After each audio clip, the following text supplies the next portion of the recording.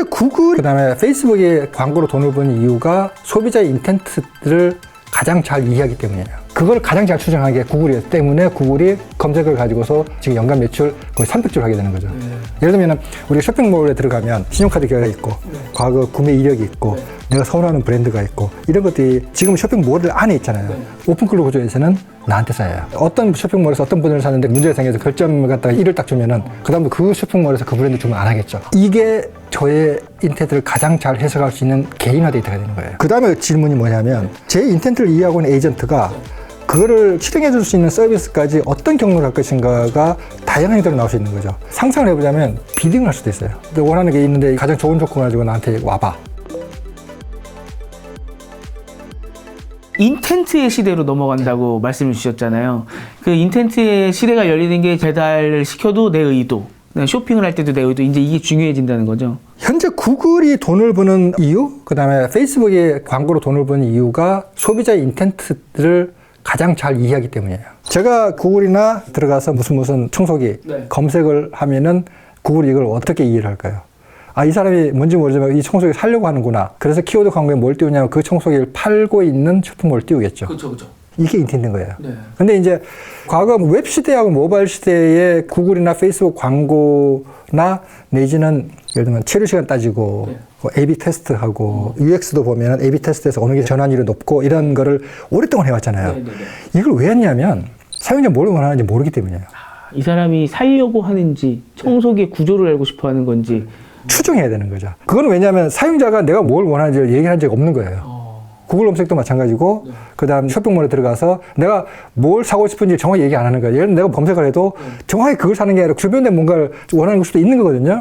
근데 제가 원하는 걸 정확히 알면 그 포인트 딱 데려다 주면은 현재 여행 가이드 같이 딱 원하는 데 데려다 주면은 현지에서부터 수수료 받을 피도 받고 저한테 피도 받을 수 있고 딱 그렇게 될 텐데 이 정확한 데 제가 원하는 걸 모르니까 추정할 수밖에 없었던 거고 그걸 가장 잘 추정한 게 구글이기 때문에 구글이 검색을 가지고서 지금 연간 매출 거의 300조를 하게 되는 거죠. 그리고 그거를 가장 잘 추정하기 위해서 했던 것이 결국 A/B 테스트도 하고 그다음에 마우스가 어디 있는가도 트래킹하고 이런 것들을 했던 건데 AI가 되면서 뭐가 달라지냐면은 제가 원하는 걸 이제 명확히 얘기를 해요. 주말에 어디 파티 가는데 이러이러한 뭐가 필요한데 어떻게 살 수 있을까 이름으로 이렇게 물어보잖아요. 맞아요. 그러면은 내 말을 듣는 요놈은 저의 인텐트를 100% 이해하고 있는 거예요.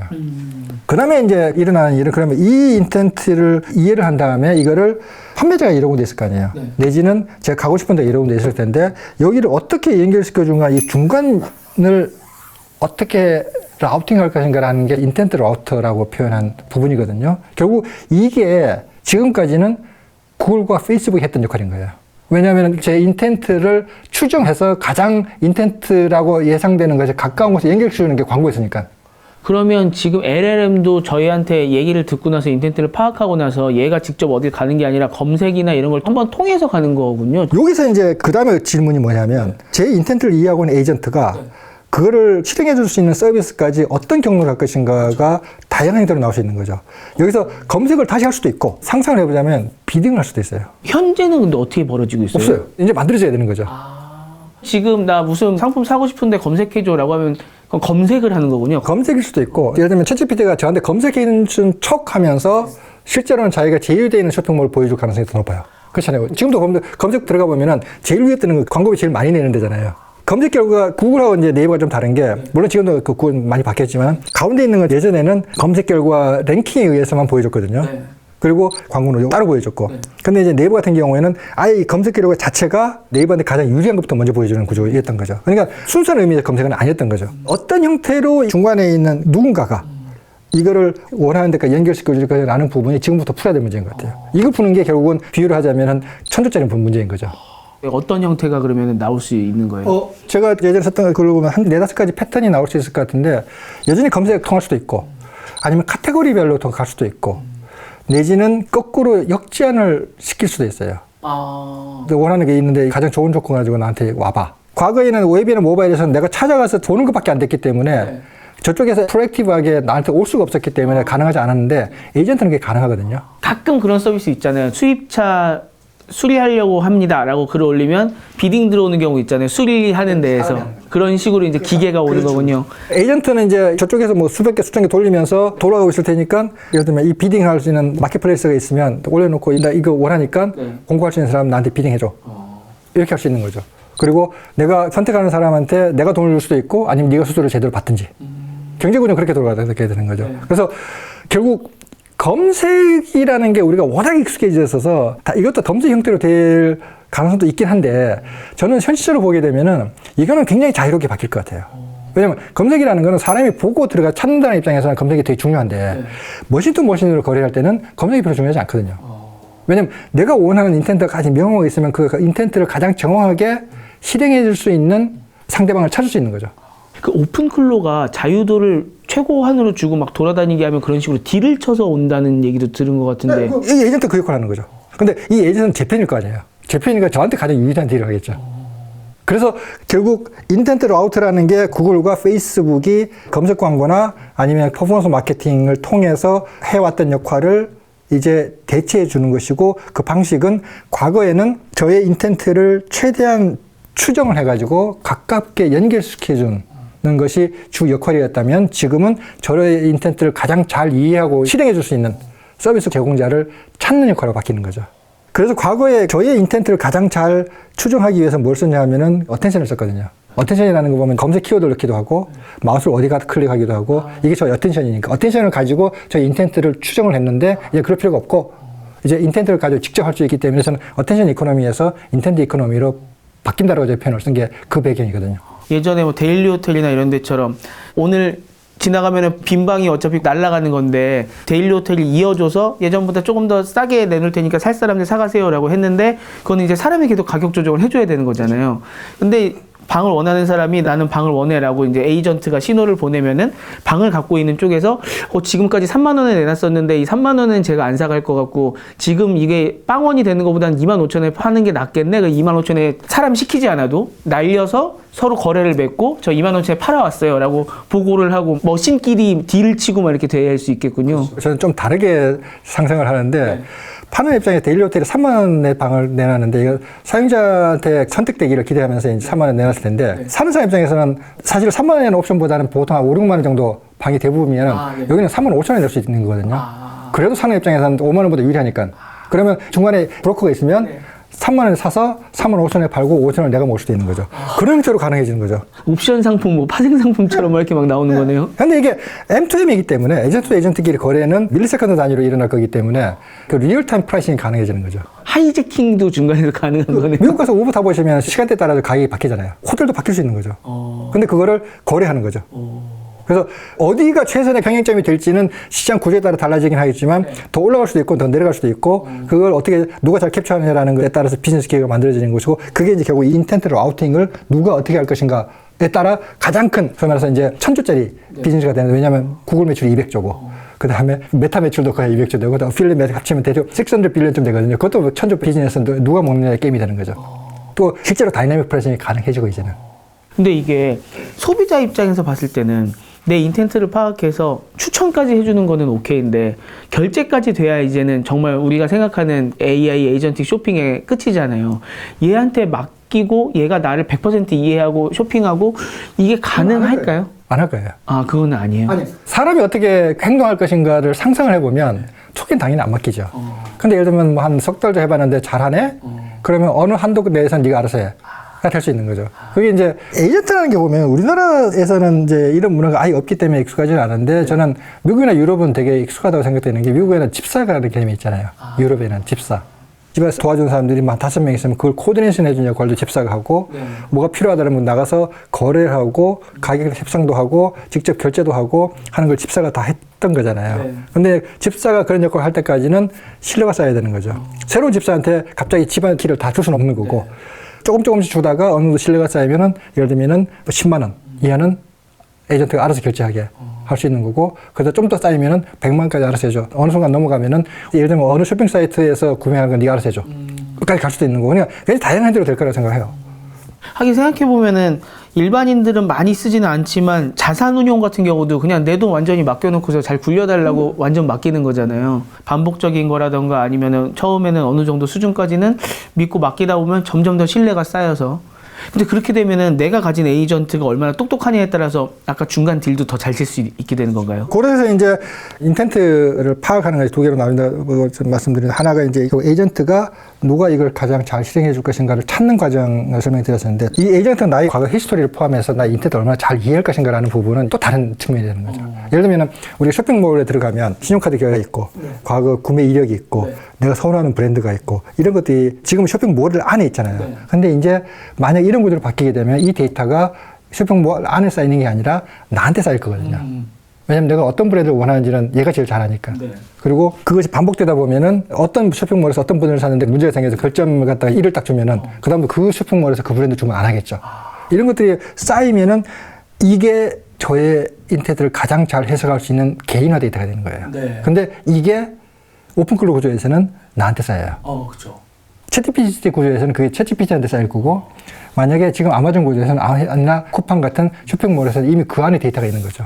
내 데이터인데 내가 손 못 대는. 근데 오픈클로우가 되면서부터 이제 이 데이터가 나한테 넘어오는 거죠. 그러면 이 데이터가 지금 쇼핑의 예를 많이 들어드렸지만, 쇼핑이 아닌 다른 데이터, 예를 들면 제가 새로운 언어를 배운다는 언어에 관련된 학습 내용 데이터들, 그 다음에 또 하나는 제 건강 데이터들, 이런 것들이 다 여기에 쌓이거든요. 그럼 이런 것을 종합해가지고서 이걸 판단해서 어디에다 이걸 맡길 것인가를 할 수 있는 거죠. 예를 들면 건강보조제 주문할 때 이미 제 건강 데이터를 가지고 있는 에이전트가 있고, 이게 집사가 관리를 하고 있을 테니까 그걸 고려해가지고서 그러면 건강보조제 주문할 때도 요건 되고 요건 안 되는 거를 지가 알아서 판단할 수 있는 거죠.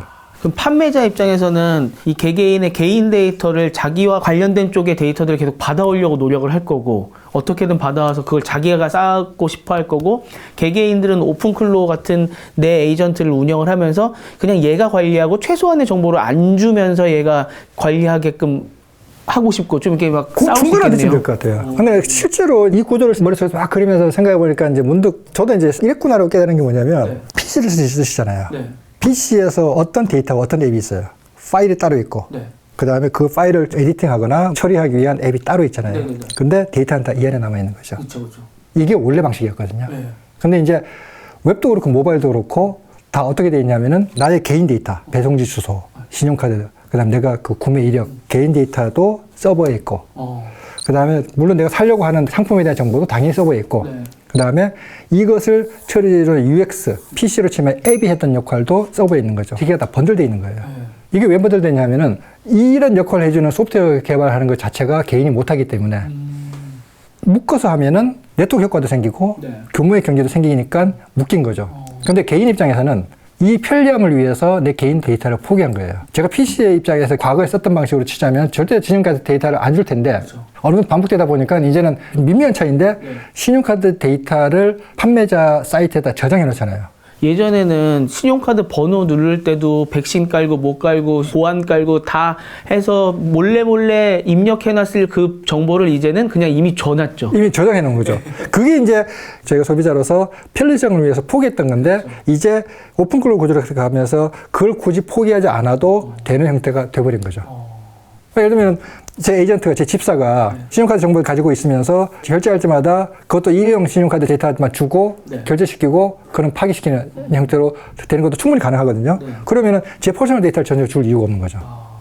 결국 업계 용어로 하면 언번들링 되는 거죠. 자기네 서비스를 위해 필요한 데이터, 나의 개인 데이터, 그 다음에 UX, 이게 다 번들되어 있던 거를 이제 언번들해서 제공하게 되는 거고, 그렇게 되면은 개인 데이터가 만약에 이쪽으로 넘어오게 되면 이쪽에 남는 거는 뭐가 남느냐면 두 개가 남는 거예요. UX하고 그다음 걔네 서비스를 제공하기 위한 데이터가 남는 건데, UX는 이제 에이전트가 주된 거래 상대자가 되면 필요 없어지는 거예요. 사람의 경험은 필요 없고 기계의 경험을 잘 설계하기 기계를 하기 위한 API, CLI만 제공해주면 되는 거죠. 그러면 남는 거는 서비스를 원래 제공하기 위한 데이터만 남는 거죠. 예를 들면 쇼핑몰로 치자면은 프로덕트 데이터, 그 다음에 그것에 관련된 브랜드 데이터. 이게 이렇게 언번들 되게 되면 에이전트가 이 서비스 쓸 때 UX 필요 없고 개인 데이터 제작 필요 없고 이 데이터만 가지고 머신 투 머신으로 거래하게 되면 이게 헤드리스 구조가 되는 거예요. 배달앱이 유행하면서 식당 대신에 고스트 키친 뭐 이런 것처럼 그냥 배달만 하는 그게 고스트 키친이든지 진짜 식당이든지 관계없는 거죠. 어쨌든 여기서 제가 UX라고 얘기하는 건 웹이나 모바일에 쓰는 UX인데 일단 에이전트 필요 없어지는 거고 개인 데이터에도 어차피 그 서버에 안 남겨놓을 거고 그럼 저쪽에 필요한 거는 진짜 식당 데이터, 식당의 메뉴 데이터, 그다음 결제하기 위한 인터페이스 요거만 필요한 거죠. 홈페이지가 존재하지 않는데 있는 거네요. 안 해도 되는 거죠. 그게 이제 사실 지난 몇 년 동안 이제 쇼핑 쪽에 보면 헤드레스 커머스라는 키워드가 꽤 있긴 했는데 사실 그게 보편화되지 않았거든요. 근데 헤드레스 커머스가 이제는 에이전트를 통해서 가능해진 거예요. 왜냐면은 UX가 필요 없으니까. 그러니까 그럴 경우에 가장 이제 위험해지는 게 어떤 회사냐면 호텔닷컴 같은 회사예요. 중간에서 연결해주던. 연결해 주는 것만 있는 회사. 왜냐면 호텔닷컴도 그렇고 아고다도 그렇고 호텔 공급사이들 자기가 안 갖고 있거든요. 그렇죠. 왜냐면 호텔도 그렇고 그 항공권도 그렇고 다 도매로 공급해주는 공급사가 따로 있어요. 그래서 항공권 같은 경우는 그 아폴로나 세계 거의 80% 갖고 있는 GDS라고 있고 호텔도 보면 호텔 그 에그리게이터라고 해가지고 힐튼 그다음에 메리엇 이런 것을 호텔닷컴이 직접 거래 안 하거든요. 중간에 도매상이 있어요. 도매상에 빈 방들을 있으면은 호텔이 그 에그리게이터에 넘겨주면 에그리게이터가 데이터를 호텔닷컴이나 아고다로 넘겨줘요. 그러니까 우리가 모르는 레이어가 하나 더 있군요. 그 업계에서는 이미 알고 있고 근데 이렇게 되면 호텔닷컴이나 아고다가 가지고 있는 건 딱 두 개밖에 없는 거예요. 저의 신용카드 데이터하고 저의 과거 이력밖에 없는 거예요. 그런데 이게 데이터는 이제 에이전트로 하게 되면 안 넘게 되거든요. 이로 넘어오게 되면 호텔닷컴이나 아고다가 쓸 자리가 없어지는 거죠. 대체해버리겠네요.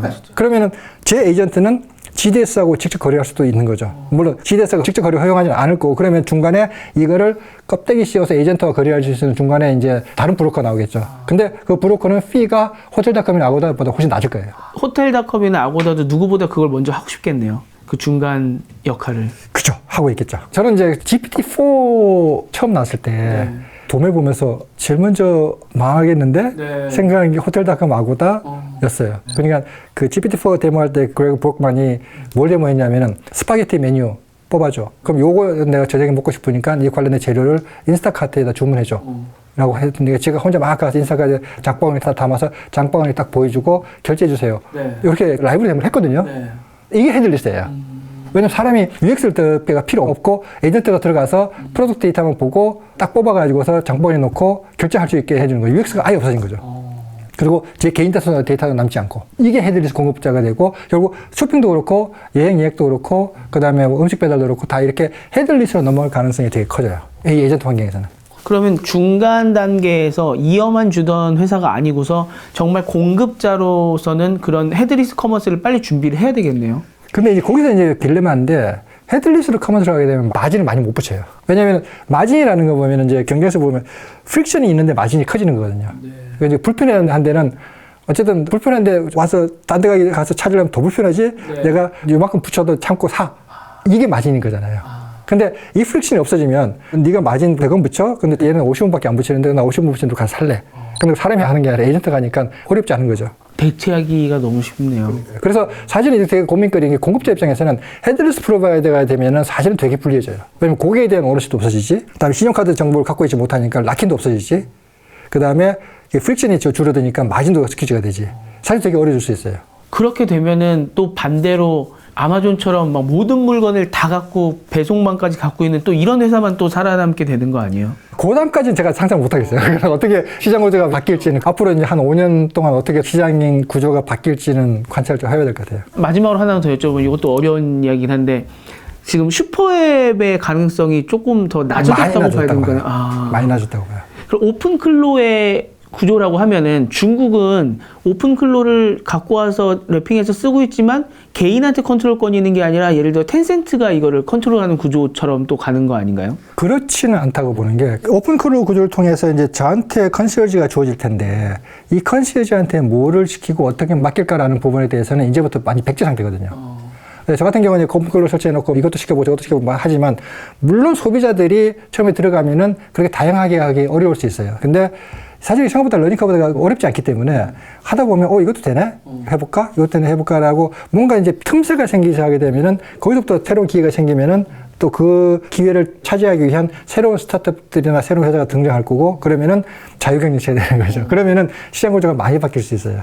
근데 정확히 어떤 구조로 바뀔지 저도 지금 구조에 상상은 안 돼요. 다만 지금 현재 텐센트가나 그 알리바바나 바이두가 하고 있는 건 뭐냐면은 어쨌든 오픈 클로우 형태의 컨시어지를 소비자가 쓸 수 있게 지금 제공해주는 수준까지이고 뒷단 연결은 아직까지 안 됐거든요. 네. 근데 이제 하겠죠. 지금부터 시작하겠죠. 그러니까 오픈 클로우를 쉽게 이용할 수 있게 하는 방법과 얘가 또 잘 돌아다니게 할 수 있는 방법을 또 그거를 누군가가 제공해 주면은 그쪽에서는 개인 데이터들을 또 자기네들한테 어느 정도 또 남기게끔 하는 또 그런 구조들을 막 쓰고 변칙이 많이 일어나겠죠. 네. 또 하나 생각하는 건 뭐냐면은 예를 들면 이제 오랫동안 저희한테 잊혀져 있던 시리. 시리요. 시리가 계획할 수 있거든요. 네. 그러면 그 데이터는 또 애플에 남는 거죠. 시리나 제미나이 같은 제미나이보다는 시리나 아니면 뭐 빅스비 같은 이런 모바일에 있는 에이전트가 사실은 오픈클로우 에이전트가 텔레그램이나 카카오톡을 통해서 저와 대화하는 것 대신 시리하고 연결만 되면은 어차피 음성으로 얘기할 때 저도 텔레그램 음성으로 얘기하는데 음성으로 얘기하고 에러가 좀 나도 지가 알아서 잘 에러 커렉션 해주면은 구조 똑같은 거거든요. 시리가 다크호스로 등장할 수도 있고요. 그래서 제가 이제 굳이 그러면 핸드폰이 필요할까라는 생각을 같이 하고 있어요, 저는. 왜냐면 오픈클로우 챗 에이전트하고 대화를 많이 하다 보면은 어떤 결과가 어떻게 나왔는가는 나중에 확인만 하면 되지 실체를 볼 니즈가 별로 없거든요.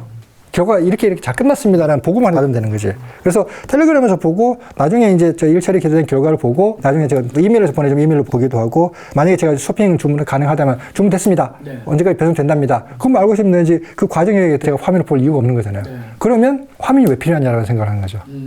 그래서 제가 한번 그런 실험을 해본 적이 있어요. 제가 마이크를 딱 차고 24시간 동안에 저의 모든 대화를 마이크를 통해 가지고서 한번 기록해보고 시도해본 적이 있어요. 물론 이제 현재 핸드폰 자체의 제약 때문에 차고 있다가도 갑자기 전화 오거나 딴 일 하면은 끊어져가지고 그다음부터 다시 시작을 해야 되니까 결국은 제가 원하는 대로 안 됐는데 만약에 진짜 어떤 디바이스가 있어가지고 핸드폰과 별도로 생수 주문해줘, 떨어졌는데 생수 주문해줘 그러면 지가 알아서 처리하고 그다음에 제가 이어폰 꽂고 있으면 이어폰으로 할 수도 있고 아니면 뭐 장용을 할 수도 있고 그렇게 대하면 되면 그리고 저의 이 모든 대화를 24시간 들으면은 얘는 저에 대해서 더 잘 이해를 하게 되거든요. 그 데이터를 한 6개월만 쌓이면 내가 어떤 사람이고 어떤 내용을 얘기를 많이 하고 어떤 사람과 무엇을 많이 주고받고를 이해한다 그러면은 그럼 에이전트 저한테 똑똑해지는 거거든요. 그러면 핸드폰의 화면에 볼 일은 하루에 한 번만 봐도 되지 않을까? 라는 생각이 문득 들었어요. 엔터테인먼트 쪽으로 일부러 보지 않는 한은 뭔가를 일 처리를 하기 위해서는 굳이 안 봐도 그냥 음성으로 명령 내리면 되니까요. 그래서 저는 오픈 AI가 조니 아이브 회사를 인수하고 나서 만들고 있는 게 저는 비슷한 디바이스라고 알고 있어요. 음성 관련된 디바이스까지만 정보가 나와 있는데 제가 예상하는 거는 그런 비슷한 걸 예상하고 있어요. 뭐 목걸이 얘기도 나오고 뭐 다양한 폼팩터는 별로 중요하지 않아요. 해보니까 마이크는 여기 달기만 하면 되거든요. 달기만 할 수도 있고 아니면 뭐 시계에 마이크를 쓸 수도 있고 마이크 다는 방법이 여러 가지가 있으니까.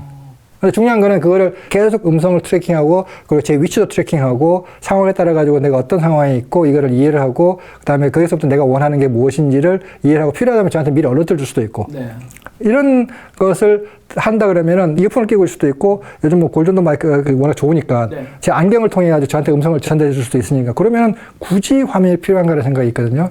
그래서 스마트폰에 대해서는 시리를 통해서 저희 락인할 수 있는 주된 디바이스가 될 가능성도 있고 거꾸로 완전히 분리돼 가지고서 이제 스마트폰이 필요 없어질 가능성도 있고 양쪽 다 시나리오가 가능해진 것 같아요.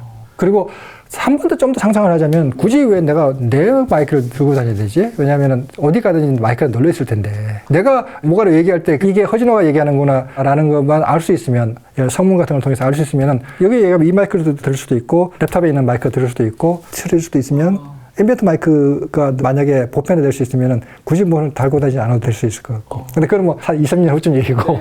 어쨌든 단기적으로는 제가 볼 때는 스마트폰도 여전히 주된 인터페이스로 계속 남아있겠지만 예를 들면 음성 마이크 형태로 해서 늘 저랑 연결되어 있는 형태의 새로운 디바이스도 가능해지지 않을까라고 생각하고 있어요. 이런 구조가 되면서부터 소프트웨어도 필요 없고 결국 내가 원하는 것만 전달하고 결과를 받기만 하면 되니까 그러면은 완전히 다른 형태의 인터랙션이 가능해지는 거죠. 이렇게 쭉 설명을 듣고 나서 이제 드는 생각은요.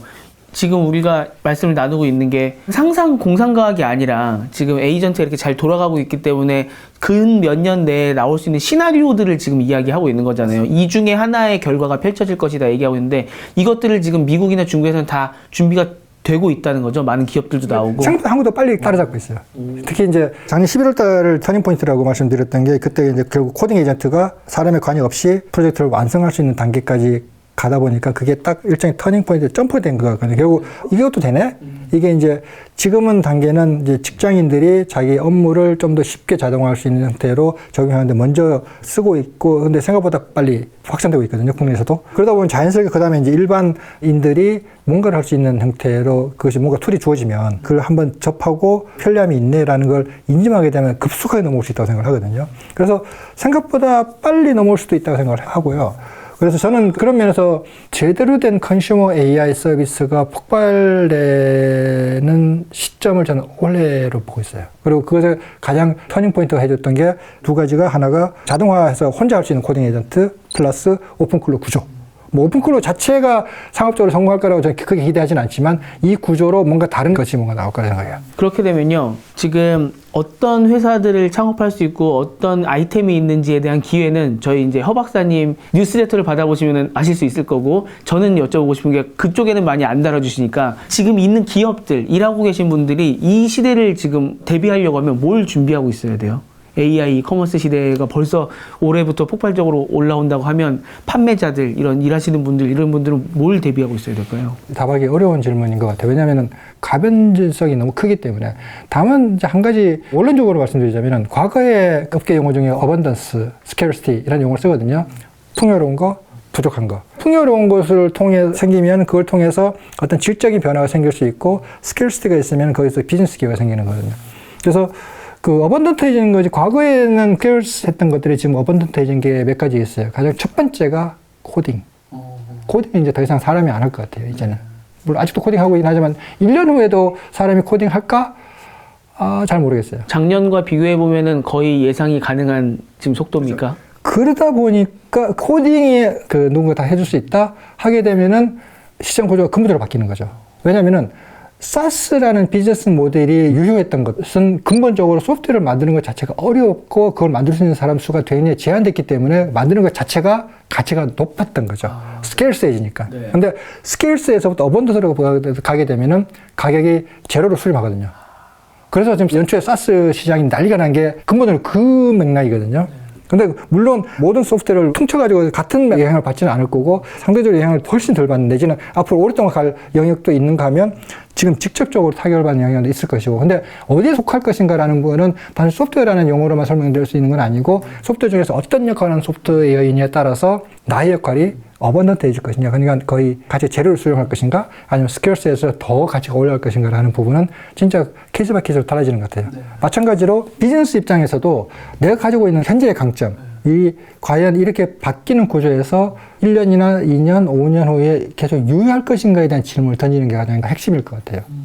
그거는 진짜 같은 쇼핑이라고 하더라도 이 부분이 다 다르다고 생각하거든요. 예를 들면 근데 기존 SEO 더 이상 유효하지 않다라고 이미 알고 있잖아요. 네. 딱 그 얘기인 거죠. 그러니까 밸류체인에 있는 모든 사업자가 의미가 없어지냐, 그건 아니거든요. 네. 예를 들면 어필리에이트 마케팅은 여전히 커머스가 뒷단의 프론트엔드로서 에이전트를 접게 갈 수 있는 레이어가 될 수 있거든요. 그럼 뭐 또 완전히 또 새로운 기회가 생기는 거고. 그러니까 같은 밸류체인이라고 하더라도 어떤 역할을 하느냐에 따라서 역할이 바뀔 수 있기 때문에 내가 가지고 있는 것이 앞으로 더 어버넌트해질 거냐, 더 스케일스해질 것이냐라는 것에 대한 질문을 던지는 게 더 먼저인 것 같아요. 아는 사람 중에서 이제 SEO 쪽 하는 사람이 있는데, 좀 작게 하는 사람인데, 요새 어렵겠네라고 물어봤더니, 오히려 기존에 네이버 위주로 딱 잡혀 있었던 판이 흔들리고 자기는 좀 구글 위주로 하고 있었는데, 구글에 대한 관심도 많아지고 사람들이 SEO에 대한 관심도 다시 오히려 많아졌고, 그럼 GEO로 어떻게 넘어가야 되느냐 이런 관심도 높아지고, 이렇게 판이 바뀌니까 자기는 더 좋다고 하더라고요. 그러니까 이런 식으로 원래 단단하게 있으셨던 분들은 어떻게 보면 이제 위기를 고민하셔야 될 것 같고, 뭔가 이제 항상 그 틈을 노리셨던 공격자 입장에서는 지금 더 좋은 기회를 얻게 된 것 같은데, 말씀하신 것처럼 지난 11월부터 시작해서 큰 판이 또 엎어지고 있는 거 아닙니까? 저는 되게 신나 있는 게, 이제 저는 2, 3년 동안 컨슈머라는 시장의 이렇게 특징이 엔터프라이즈 시장과는 달리 위너 테이크올 성향이 굉장히 강하기 때문에, 진짜 여기는 뭐가 나오면 구글 같은 데가 되거나 페이스북 같은 데가 나올 수 있는 시장이거든요. 근데 안 보이는 거예요. 근데 이제 눈꼬리가 열렸다는 느낌이기 때문에 이제부터는 열심히 해야 되는 거죠. 저도 열심히 훌륭한 창업자와 창업팀을 찾았으면 좋겠고 창업자분들도 결국 이런 구조적인 변화에 대한 이해를 하고 과거에 해왔던 걸 좀 더 잘하려고 하는 게 아니라 이 새로운 구조에서 어떤 새로운 기회가 있을 것인가를 찾아서 훨씬 큰 기회를 찾을 수 있는 어떤 좋은 장이 만들어졌다고 생각해서 저도 굉장히 흥분하고 있는 상태예요. 그리고 확실한 거는 허 박사님이 확실히 지금 누가 위너가 될 거야라고 못 찍으시는 거 보면은 아직 초기라는 거잖아요. 극초기인 거죠. 네. 극초기. 모두에게 기회가 열려 있는 거잖아요. 대부분의 모두라고 얘기하려고.